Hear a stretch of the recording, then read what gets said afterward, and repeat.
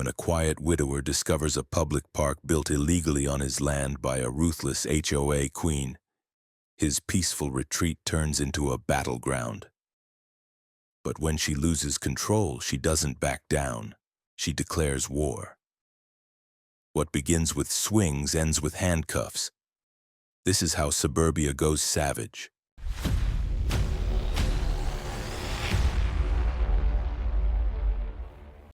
When I first stepped onto the property, I thought I had found paradise. 5 acres of quiet land wrapped in tall pines and oak, a house that had enough character to make a realtor sweat nervously, and not a single neighbor close enough to peer through my windows. After losing my wife, I needed a place where the silence did not feel like judgment. This one seemed right. The real estate agent kept repeating, "No HOA, total independence, complete freedom," like I had just been liberated from a dictatorship. I remember signing the papers thinking, good, the last thing I need is some committee telling me what color my soul should be. The first months were quiet, peaceful. I focused on restoring the old house, sanding floors, redoing wiring, the kind of slow, deliberate work that keeps a grieving man from falling apart. Every now and then, I would catch glimpses of the neighboring community, brand new homes, flawless lawns that looked like they were cut by lasers, and people who wore pastel sweaters over their shoulders like that was a normal thing to do. They waved politely, but didn't come closer than necessary. Honestly, it was perfect. Then came the first oddity. While clearing brush near the back property line, I noticed something that did not belong to me. A pair of bright blue swings hanging from a shiny metal frame. Behind it stood a small patch of mulch that smelled as if it had been poured yesterday. At the time, I shrugged it off. Kids wander. Maybe the neighborhood park was nearby, beyond some invisible line. I did not appreciate the irony yet. More weeks passed, and one sunny afternoon, I spotted a couple of kids using that swing set like it had always been theirs. They waved. I waved back, pretending I wasn't confused. A few days later, a picnic table appeared. Then garbage bins, neatly lined up, branded with the HOA name stamped on the side as if they were marking captured territory. Finally, a wooden sign sprouted from the ground like an accusatory finger. Woodland Commons Park, a Silver Shore community project. Now that one made me pause. I walked the long way around the property after that and saw more signs of careful, organized occupation. New benches, a tidy stone path carved right through what I was pretty damn sure was still my land. A small bulletin board with cheerful flyers advertising HOA yoga nights and seasonal bake sales.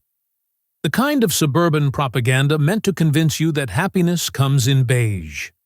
My first direct encounter with the queen bee herself happened while I was trimming bushes near my driveway. A pristine white SUV rolled up, and out stepped a woman who carried herself like she had been elected by God, not by a group of angry homeowners. Perfect blonde bob, precise smile, and sunglasses that probably cost more than my truck. "You must be Mr. Davis," she said, as if she were confirming a diagnosis. "That's right," I answered, wiping sweat from my forehead. "Can I help you?" She pointed toward the back of my land with a sweep of her hand. "Just wanted to thank you for leaving the green zone untouched. It means so much to our community. The park is a beloved place for our residents." I stared at her for a moment. "The green zone?" "Yes, the park area behind your house," she said slowly, like she suspected I had a brain cell shortage. "We've put years into developing it." I had questions, many questions, but standing there with pruning shears in my hand, sweat dripping down my neck, I decided to just nod and let her drive off. She did so with the satisfied air of a queen, who had just inspected her outer territories and found the peasants cooperative. At night, sitting on the porch with a beer, I looked out toward those swings and that neat little park, half expecting it to disappear like a mirage. Instead, the area glowed with newly installed solar lights. Part of me felt stupid for not investigating further, but grief dulls more than pain. It dulls instincts. So I told myself that it wasn't hurting anyone. Maybe the old owner really had given permission. Maybe this was just how communities grew. No reason to make waves. Of course, I should have known. Waves come whether you like it or not. And pretty soon, that public paradise was going to become the battleground of a war I never asked for. It started with a weed whacker and ended with a boundary dispute. Sounds like a joke, but that's how most suburban wars begin. Not with a bang, but with a yard tool. Late one Sunday morning, after breakfast and 2 cups of black coffee, I finally got around to clearing the overgrowth near the back of my property. I'd ignored that stretch for months. It was wild, full of ivy, blackberry thorns, and enough mosquitoes to qualify as a biblical plague. The kind of area you avoid because it feels like nature is flipping you off. But I was in a mood, and the weather was good. I pushed through the mess and made it to the other side. And that's when it hit me. Not just the smell of fresh wood chips, but the clean edges of landscaped ground, the bark mulch carefully layered, the neat little benches aligned in a semicircle like a cult meeting spot, and smack in the center, the damned HOA sign again. Woodland Commons Park, community funded. Except this time, I could see the other side of that sign, because I was behind it. From my land. Curiosity became suspicion. Suspicion turned into frustration. I went back inside, pulled out the packet the title company had given me during closing, and found the property map. I checked it once, then twice. Then I zoomed in on satellite view. The park was without question planted well inside my lot, a good 70, maybe 80 feet into it. My land, my liability, their playground. The next day, I hired a professional surveyor. I figured if I was going to stir the hornet's nest, I might as well do it with precision. 3 days later, the results were in. The entire so-called park, swings, benches, picnic tables, flower beds, everything short of a damn lemonade stand, was built on my land. Not city land, not shared property, not some forgotten easement. Mine. No permissions, no notifications, no filings, just HOA fairy dust and audacity. I didn't make a scene, yet. Instead, I installed 4 signs along the park edge, clear and visible. Private property. No trespassing. I figured that would be enough. It wasn't. Within 48 hours, the signs were gone. Not vandalized, removed. Cleanly. Like someone had come with a screwdriver and a smug sense of entitlement. I installed new signs. This time, I bolted them into fence posts and put them on camera. That's when Karen came marching up the gravel driveway like she was late for a righteous execution. She didn't even knock. Just shouted my name from the edge of the property line, hands on hips, sunglasses glaring like twin interrogation lamps. "Mr. Davis," she called, voice sharp as bleach. "You've caused quite a bit of distress with those signs." I walked up slowly, half expecting her to explode. "You mean the ones marking my private property? You know very well that the park is a vital part of our community," she snapped. "We've maintained that space for years. Children play there. Families gather.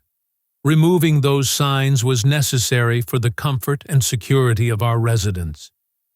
"Your residents are trespassing," I said, calm but blunt. "That entire space is on my land. I have the survey to prove it." She gave me a pitying smile. "That land has always been part of the HOA's green zone. It was unused, neglected. We improved it. I blinked. By squatting on it and planting mulch? Her smile dropped. There's no need to be combative. You clearly don't understand how influence zones work. That was a new one. Influence zones? She waved vaguely. Informal agreements, community easements, usage rights based on stewardship. I stared at her like she'd grown a second head. None of that's in my deed. I never signed away anything. She tilted her head, shifting tactics. Look, we can work this out. But please, don't take away the one peaceful spot our residents have. Removing the park would send the wrong message. Wrong message? I was the guy being colonized, and I was the villain in her story. I didn't argue further. No point debating with someone who thought a smile could override a boundary line.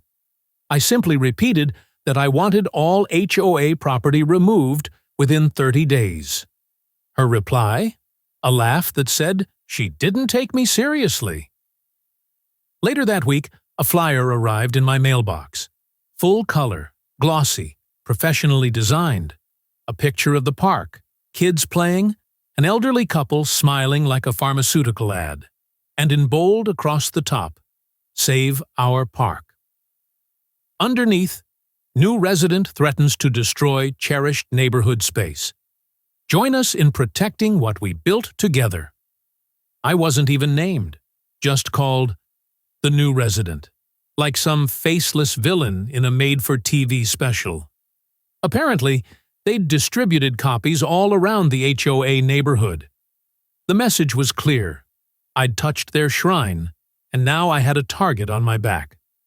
Neighbors who once waved started ignoring me. One guy on a bicycle slowed down to spit near my driveway.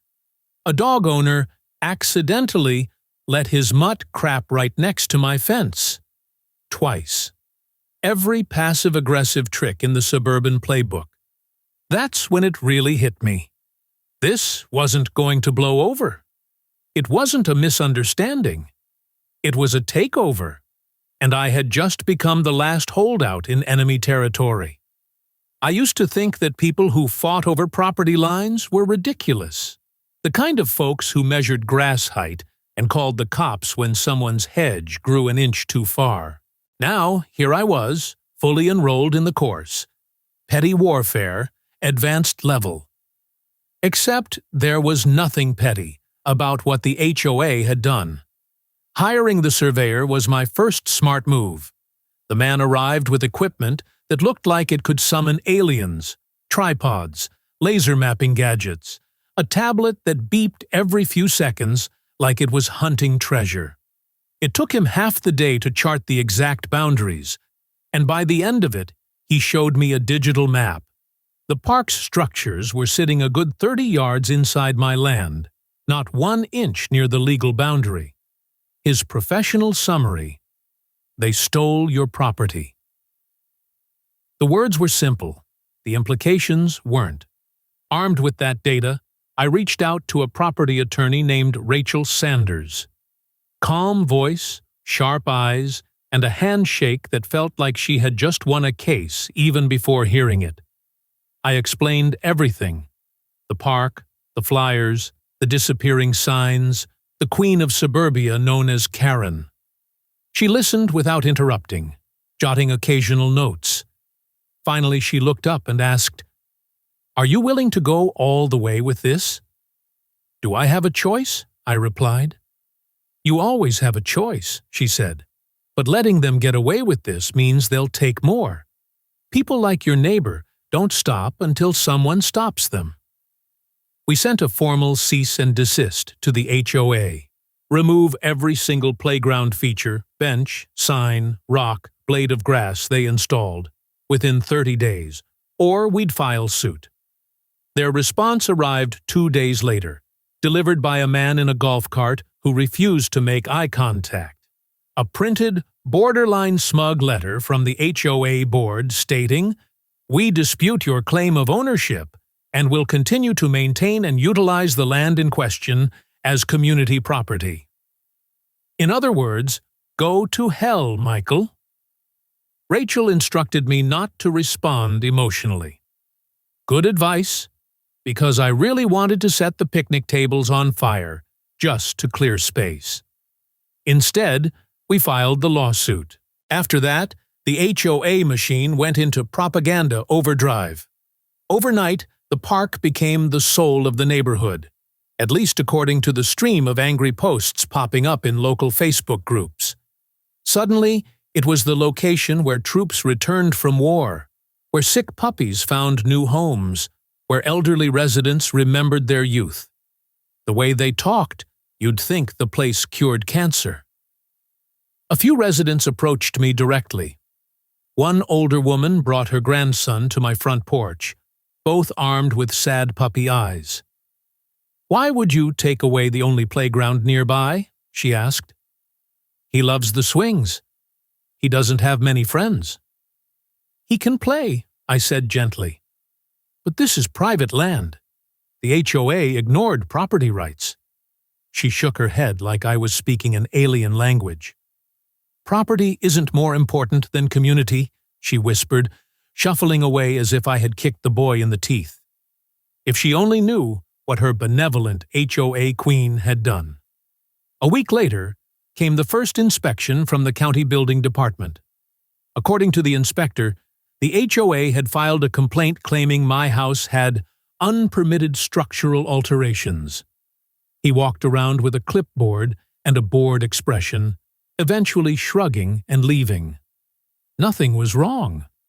3 days after that, I found a notice about excessive noise disturbances. Apparently, someone claimed I hosted parties every night until dawn, which was amazing news to me, considering my nightlife consisted of Netflix and falling asleep on the couch by 10. Then came the landscaping crew. On a Tuesday morning, I stepped outside to find men digging holes along the back area, on my property, expanding the park. They said the HOA sent them. I personally escorted them out, not very politely. Things were spiraling. My phone buzzed constantly with alerts from the cameras I installed. People walked their dogs along the park path, staring at my house like I was the villain in an old western. Burglars get more social acceptance than landowners trying to defend their land. Finally, the court date arrived. Karen stormed in with enough lawyers to invade a small country. The room smelled of expensive perfume and hostility. When the judge asked for documentation proving the HOA owned the land, Karen confidently presented some kind of hand-drawn map that wouldn't hold up in a kindergarten classroom. The judge raised an eyebrow so high I thought it might launch off his head. Rachel, in contrast, provided official surveyed boundaries, my deed, county records, historical land documents, everything rock solid. The judge didn't need more than 10 minutes to make his decision. The ruling. The HOA must remove the park in its entirety and compensate me for unlawful use of private property. In that instant, a boulder rolled off my chest. It was over. At least, I thought it was, because when a tyrant loses territory, they don't accept defeat. They plan revenge. And Karen? She wasn't someone who took losing lightly. Not now. Not ever. I thought once the court ruled in my favor, it would be over. I thought they'd take down the swings, pull up the benches, sweep away the mulch, and retreat back behind their neat white fences like chastised kids. But that's not how HOA kingdoms work. Not this one. They didn't lose a park. They lost control. And people like Karen don't cope with that kind of wound. They retaliate. The first week after the judgment, the park dismantling began. Slowly. Passive-aggressively. The swings came down on day 5. The picnic tables? Day 11. The benches? Still there by week 3, as if hoping for a pardon. No apology, no acknowledgement, just silence. A cold, polished silence, like a neighbor baking cookies with arsenic in them. Then came the letter. I found it rolled tightly and taped to my mailbox post. Not mailed, just stuck there like a warning. No signature, no return address. Just one page, typed in perfect HOA-ese. The architectural integrity of your structure presents significant visual disruption to the harmony of the surrounding neighborhood. Your dwelling does not meet community aesthetic standards and may be subject to review for potential deconstruction. Deconstruction, as if they were talking about an old shed, not the house I rebuilt with my own hands. At first, I laughed. Legitimately laughed. Until Rachel, my lawyer, read it and frowned. "This is serious," she said. "It's the start of a new strategy." And she was right.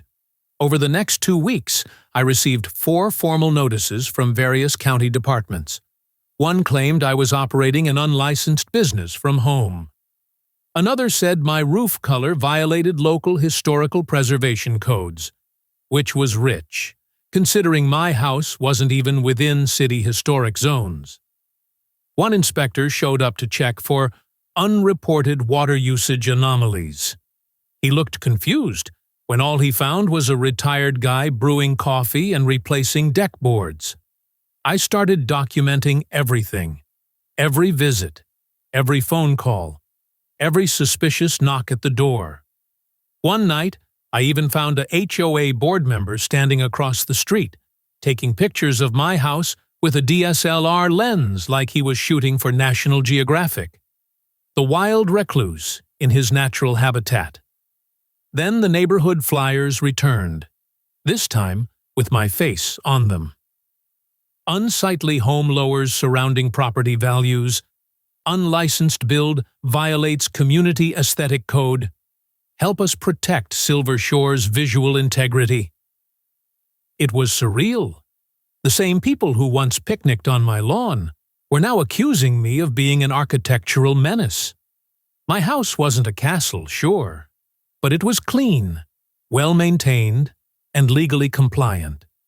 But none of that mattered. I had humiliated Karen, and she needed a new battlefield. A petition began circulating. Request for removal of visually obstructive dwelling on outer edge of Silver Shore. Over 200 signatures in less than a week. When Rachel reviewed it, she laughed bitterly. Half of these signatories don't even own property. They're adult children living at home, and one of them listed their address as Instagram. Still, the pressure grew. Some nights I'd catch people walking up close to my porch to snap photos or film TikToks. One teenager even used my property as a backdrop for a gentrification awareness reel. The worst came when a local reporter knocked on my door. "Mr. Davis, do you have any comment about the HOA's public concern that your home is, quote, a visual insult to community standards?" I stared at her, blinking. What? She held up the printed quote like it was scripture. "They claim your house is dragging down neighborhood morale." I looked behind her at the bland, identical houses with beige siding and soulless lawns. I didn't realize morale came in taupe. That quote, naturally, ended up in the article's headline, HOA War. I didn't realize morale came in taupe. Defiant resident fights back. It went modestly viral. HOA Reddit loved it. The Silver Shore board did not. That's when the threats escalated. Anonymous voicemails at 2 a.m. Mostly unintelligible, one just heavy breathing, and the words, "You'll regret this." I installed more cameras. Someone slashed my tires. Another night, someone dumped a bag of mulch on my front step with a note, "Put it back where it belongs." Karen, of course, remained publicly dignified. At a community event caught on local cable news, she smiled for the camera and said, "We simply want a neighborhood that reflects beauty, order, and shared values. Some residents don't understand the power of consistency." Consistency! That was rich. coming from the woman who turned my land into a park without permission. We documented every single incident. Rachel began building a second lawsuit, this one targeting not just the HOA, but Karen personally. Harassment, defamation, civil intimidation, and attempted coercion to force forfeiture of property rights. We were ready. But deep down, I could feel it. Karen wasn't done. She was only regrouping. For her, the loss of the park wasn't just a setback. It was a personal insult. She didn't just want control anymore, she wanted revenge, and she was about to go off the rails to get it. By the time we filed the second lawsuit, my mailbox had become a war zone. Some days I'd find it stuffed with HOA pamphlets accusing me of vandalism. Other days, it was dead rats or shredded pages of building codes. Once, someone dropped off a Bible opened to Revelations with a note. "Your judgment cometh." Southern charm, I guess. Karen hadn't just crossed a line, she was running laps around it. But her problem was the same as it had always been. She thought she was smarter than everyone else. She assumed her power in the HOA gave her immunity. She assumed no one would ever challenge her publicly, legally, and with receipts. Rachel filed our complaint in county court. Harassment, intentional infliction of emotional distress, property interference, and defamation. But the real prize was what we discovered during prep. Thanks to a few anonymous tips, probably from HOA members who'd finally grown spines, we got our hands on internal HOA communications. And what a gold mine they were. Leaked emails between Karen and her board revealed what we suspected, and more. Not only had she known the park was on my land, she had pushed the board to approve construction anyway, framing it as territorial normalization. Her words, as if I was a rogue province that needed to be reclaimed. She also had instructed board members to monitor my behavior, take pictures of code violations, and compile any and all complaints, real or fabricated, to build pressure. One email literally read, "He won the battle. Let's make sure he doesn't win the war." That one made it into the court filing in bold. We served subpoenas to multiple HOA board members. One tried to claim memory loss, another tried to play dumb. But one, a middle-aged accountant named Glenn, with the dead eyes of a man who'd attended too many mandatory potlucks, cracked under pressure. He admitted, under oath, that the HOA had knowingly falsified documents to pressure me into voluntary architectural compliance. When pressed, he explained that meant, get me to tear down or drastically alter my house to match the HOA aesthetic, or make my life miserable enough that I'd sell. The courtroom was silent for a full 5 seconds after that. Even the judge leaned back slightly, eyebrows raised. Rachel simply nodded, as if to say, "See? Told you." But the real collapse came when another board member, Susan Whitmore, the HOA treasurer, turned state's witness. She arrived in court with a binder the size of a microwave, and the look of a woman who was done protecting the Queen. Her testimony was brutal. She walked the court through financial statements that showed HOA funds, tens of thousands of dollars, being used without proper authorization to build the park, host neighborhood pressure events, and even pay for private investigators to assess potential liabilities like yours truly. In simpler terms, Karen had weaponized the HOA's money against a private homeowner who didn't even belong to them. Rachel asked Susan point blank, "Did the board approve these expenditures?" "No," she said. "Karen did. She said it was preventative planning." The judge called for a recess. Karen didn't make eye contact with anyone. By the time the trial resumed the following week, we had Karen on record, under oath, dismissing the survey documents, claiming alternative land interpretations, and insisting the real issue was a breakdown in community cohesion. When asked if she had ever falsified complaints against me, she said, "Not personally," which is the kind of thing you only say when you absolutely did. The verdict was swift. The court ruled in my favor on all counts. Karen was held personally liable for harassment and defamation. The HOA was ordered to pay substantial damages for misuse of funds and property interference. A separate civil audit was opened into their finances. Karen was removed from her position effective immediately, with a restraining order issued barring her from coming within 200 feet of my property. After the ruling, she didn't speak to anyone, just gathered her folders with tight little jerks, like she was trying to snap them in half by willpower. Outside the courthouse, I caught her staring at me like I had personally dismantled her empire brick by brick, which, to be fair, I had. Rachel suggested we avoid any interaction, but as I turned to leave, I could hear her muttering, not loudly, just enough. "This isn't over." She was wrong. Legally, it was over. But Karen didn't care about legalities anymore. She was done playing HOA president. She was about to go full outlaw. I was eating toast when the bulldozer arrived. It was early, just past 6:30, and I was still in my robe, half watching the morning news with one hand on my coffee. I heard the rumble before I saw it, a low growl that shook the window glass. I figured it was a city truck or some maintenance crew, until the sound didn't fade. It got closer. Then my front yard lit up like the opening scene of an action movie.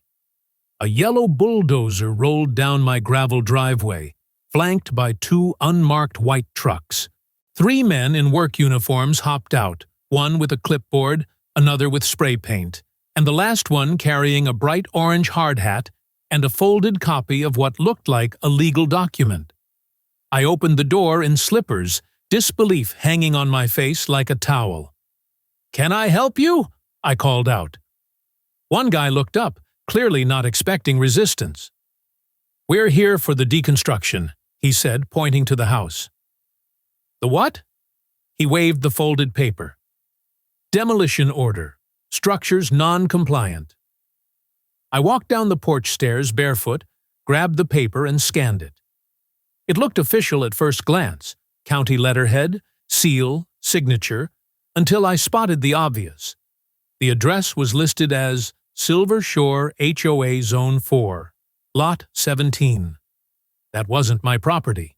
Hell, it wasn't even real. The parcel number didn't exist. "Do not touch a single thing," I said. "Sir, we've got orders." "You've got fraudulent paperwork," I snapped, holding up the document. "And you're 5 seconds away from a felony." I walked back inside and dialed the sheriff's office. I didn't bother with 911. This wasn't an emergency. Yet. The deputies arrived in under 15 minutes. By then, the bulldozer was idling uselessly in front of my garage, and the workers were looking uncomfortable. I handed over the document, pointed to the trucks, and gave them the short version: fake order, attempted demolition, criminal trespass. The deputies took it seriously.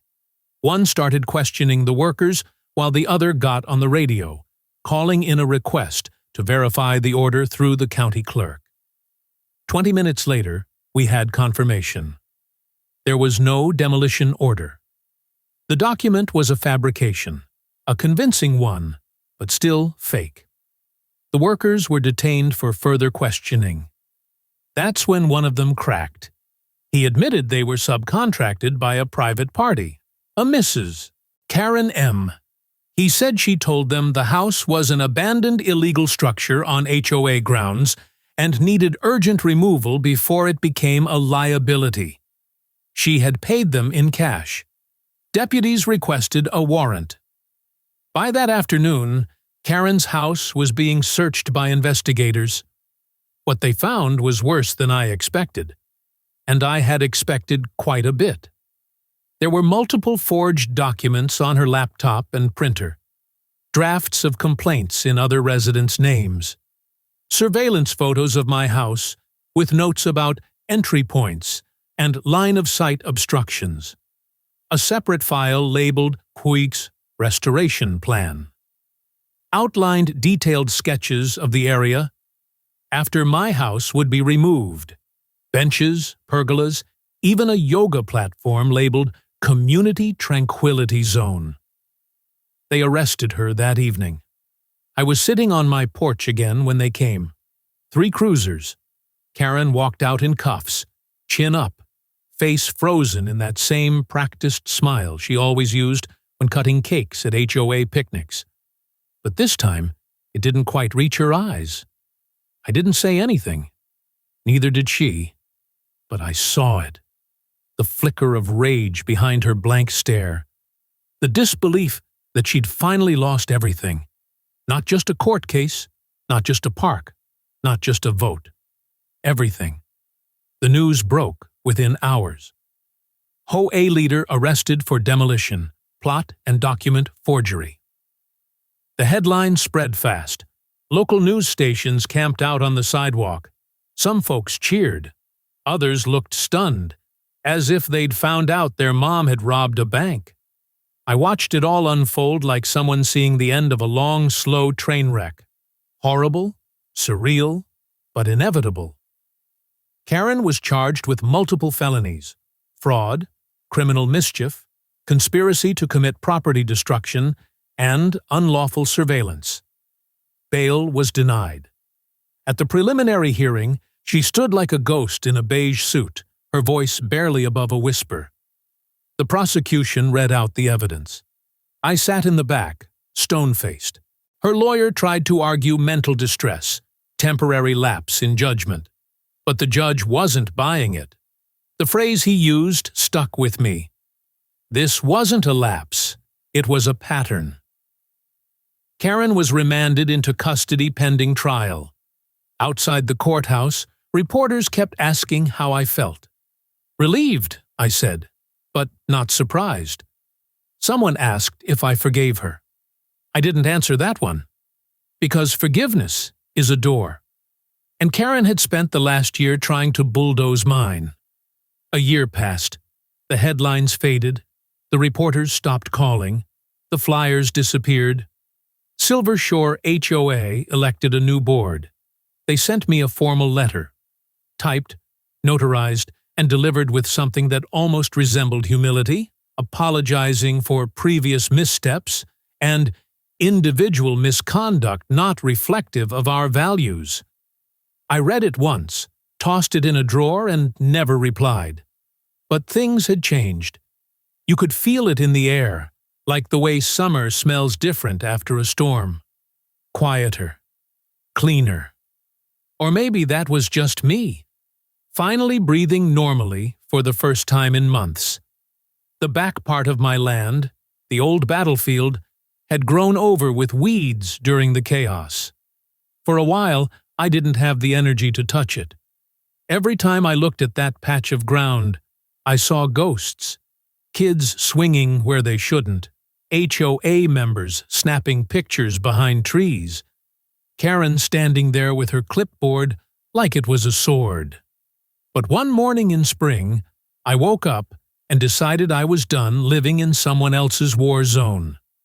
I rented a backhoe, tore up the remaining mulch, and leveled the whole area. Not out of spite, just to start fresh. Then I built something unexpected. A garden. Not just flowers, either. I planted fruit trees, apple, peach, cherry, and vegetables. Tomatoes, squash, bell peppers. I built raised beds, installed a bench made from the old wood Karen's crew had left behind, and added a little fountain that burbled softly in the afternoons. It wasn't a park. It wasn't public. But I left the gate open. Kids from the neighborhood started wandering in, shy at first. I didn't chase them off. Some would wave. Some just watched. One little girl asked if she could help water the tomatoes. I gave her a small watering can. The next day, she brought friends. I didn't mind. Soon it became a kind of unofficial peace zone. No signs, no rules, just growing things. One afternoon, I came home to find someone had planted sunflowers along the back fence. No note, just a dozen tall, bright stalks standing like golden sentinels. I let them stay. The new HOA board invited me to one of their meetings. I politely declined. Then they offered to name the area behind my house something official. Davis Grove, or Michael's Meadow, or some other well-meaning suggestion. I told them no, it didn't need a name. But I appreciated the gesture. As for Karen, she got 3 years, served 2 before becoming eligible for parole. Word was she tried to sue the county for reputational damage, but got laughed out of the courtroom. She moved out of state. No one seemed to know where. No one seemed to care. I did see her one last time, though. It was during a local news segment on community rebuilding. They were covering my little garden, of all things, calling it a grassroots reconciliation story or something cheesy like that. I was in the background of a shot, trimming one of the peach trees, when the camera panned. In the corner of the frame, on a small TV in a correctional facility somewhere, I don't know where, Karen was watching. Just a glimpse, but I know it was her. The screen flickered. She turned it off. And that was the end of that. These days, I sit on my back porch in the evenings and listen to the crickets. Sometimes, I think about how close it all came to unraveling. How something as ridiculous as a swing set almost broke a man.